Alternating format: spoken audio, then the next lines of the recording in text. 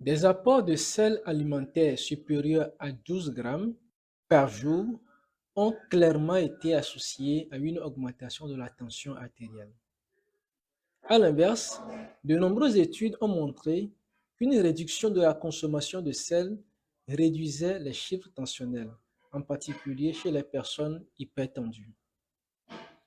Des études plus récentes ont également montré que le respect de la réduction de la consommation de sel permet de réduire le nombre de médicaments et la dose de médicaments antihypertenseurs.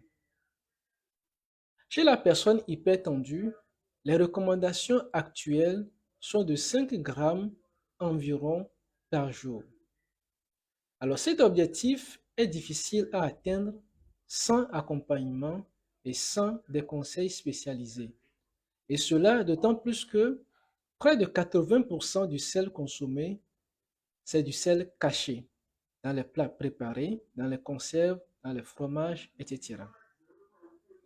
Alors voici quelques actions que vous pouvez faire pour réduire votre consommation de sel. N'utilisez pas de salière à table. Ne prenez pas de sel dans les préparations et dans la cuisson des aliments. Utilisez en remplacement du sel des aromates, des condiments comme l'ail, le poivre, le laurier, le basilic et évitez les cubes de bouillon et autres extraits de viande qui sont concentrés en sel.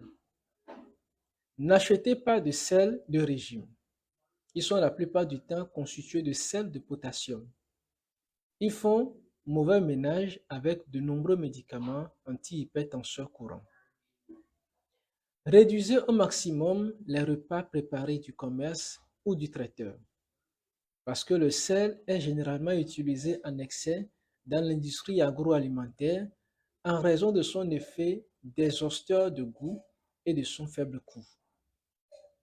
Limitez les charcuteries fumées et séchées, les viandes hachées du commerce. Consommez avec modération le jambon et les charcuteries de volaille non fumées. Évitez les matières grasses salées, comme le beurre salé.